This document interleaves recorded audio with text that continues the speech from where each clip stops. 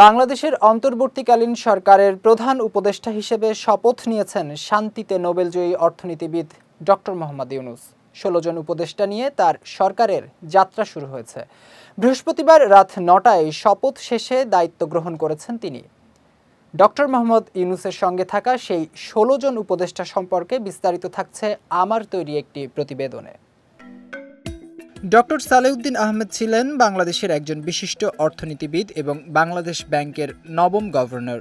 ২০০৫ সালের ১ মে গভর্নর হিসেবে তিনি দায়িত্ব লাভ করেন এবং ২০০৯ সালের ৩০ এপ্রিল পর্যন্ত এই পদে অধিষ্ঠিত থাকেন। ব্রাহ্মণবাড়িয়া জেলার নবীনগর উপজেলার শ্রীরামপুর গ্রামে তার জন্ম। ১৯৭০ সালে ঢাকা বিশ্ববিদ্যালয়ে অর্থনীতির লেকচারার হিসেবে যোগ দেন সালেহ উদ্দিন আহমেদ। ১৯৭৮ সালে কানাডার ম্যাকমাস্টার বিশ্ববিদ্যালয় থেকে অর্থনীতিতে পিএইচডি ডিগ্রি লাভ করেন তিনি।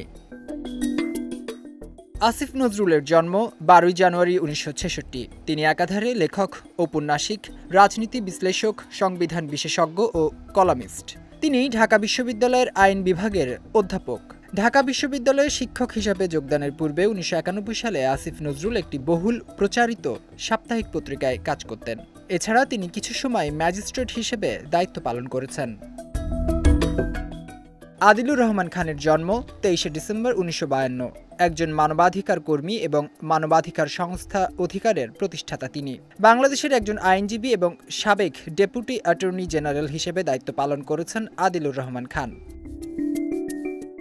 হাসান আরিফ অক্টোবর ২০০১ থেকে এপ্রিল ২০০৫ পর্যন্ত বাংলাদেশের অ্যাটর্নি জেনারেলের পদে অধিষ্ঠিত ছিলেন। এছাড়া তিনি ২০০৮ থেকে জানুয়ারি ২০০৯ পর্যন্ত বাংলাদেশের তত্ত্বাবধায়ক সরকারের আইন উপদেষ্টা হিসেবে কাজ করেছেন। মোহাম্মদ তৌহিদ হোসেন একজন সাবেক পররাষ্ট্র সচিব। তিনি দক্ষিণ আফ্রিকায় বাংলাদেশের সাবেক হাইকমিশনার হিসেবে নিয়োজিত ছিলেন। সৈয়দা রিজওয়ানা হাসান গণপ্রজাতন্ত্রী বাংলাদেশ সরকারের বন ও পরিবেশ মন্ত্রণালয়ের পরিবেশ পুরস্কার এবং প্রথম বাংলাদেশি হিসেবে গোল্ডম্যান এনভায়রনমেন্টাল প্রাইজ প্রাপ্ত আইনজীবী ও পরিবেশ কর্মী। নাহিদ ইসলাম কোটা সংস্কার আন্দোলনের অন্যতম সমন্বয়ক। তিনি বৈষম্য বিরোধী ছাত্র আন্দোলনের অসহযোগ কর্মসূচিতে তৎকালীন প্রধানমন্ত্রী শেখ হাসিনার পদত্যাগের এক দফা দাবি ঘোষণা করেন। বর্তমানে তিনি ঢাকা বিশ্ববিদ্যালয়ের সমাজবিজ্ঞান বিভাগে স্নাতক সম্পন্ন করে স্নাতকোত্তরে অধ্যয়নরত আছেন। আসিফ মাহমুদ সজীব ভূঁইয়া কোটা সংস্কার আন্দোলনের অন্যতম সমন্বয়ক। তিনি ঢাকা বিশ্ববিদ্যালয়ের ভাষা বিজ্ঞান বিভাগ থেকে স্নাতক ও স্নাতকোত্তর সম্পন্ন করেছেন। এম শাখাওয়াত হোসেন একজন সাবেক নির্বাচন কমিশনার। এর আগে তিনি বাংলাদেশ সেনাবাহিনীর বিভিন্ন গুরুত্বপূর্ণ ইউনিটে নেতৃত্ব দিয়েছেন। সুদীপ চাকমা সাবেক রাষ্ট্রদূত ও পার্বত্য চট্টগ্রাম উন্নয়ন বোর্ডের সাবেক চেয়ারম্যান। এছাড়া রাবাত, ব্রাসেলস, আঙ্কারা এবং কলম্বোতে বাংলাদেশ মিশনেও তিনি বিভিন্ন পদে কাজ করেছেন।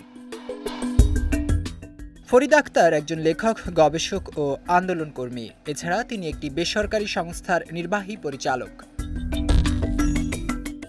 জাতীয় মানসিক স্বাস্থ্য ইনস্টিটিউটের সাবেক পরিচালক অধ্যাপক ডাক্তার বিধান রঞ্জন রায় একজন স্বনামধন্য মনোরোগ বিশেষজ্ঞ। চিকিৎসা পেশার পাশাপাশি গুণী লেখক হিসেবেও তার পরিচিতি রয়েছে।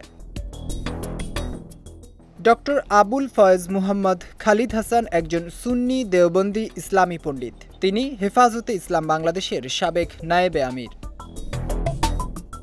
নূরজাহান বেগম গ্রামীণ ব্যাংকের সাবেক ব্যবস্থাপনা পরিচালক। ১৯৭৬ সালে যখন নূরজাহান বেগম গ্রামীণ ব্যাংকের প্রকল্প শুরু করেন তখন তিনি ডক্টর ইউনূসের প্রথম সারির সহযোগীদের একজন ছিলেন। একটি বেসরকারি সংস্থার প্রধান নির্বাহী কর্মকর্তা শারমিন মুর্শিদ। তিনি বাংলাদেশ সহ বিশ্বের বিভিন্ন দেশে নির্বাচন পর্যবেক্ষণকারী হিসেবে কাজ করেছেন। মহান মুক্তিযুদ্ধের একমাত্র সমন্বয়ক যুদ্ধাভিযান অপারেশন জ্যাকপটে চট্টগ্রাম বন্দরে আক্রমণের জন্য গঠিত আভিযানিক দলের উপ-অধিনায়ক ছিলেন ফারুক ই আজম।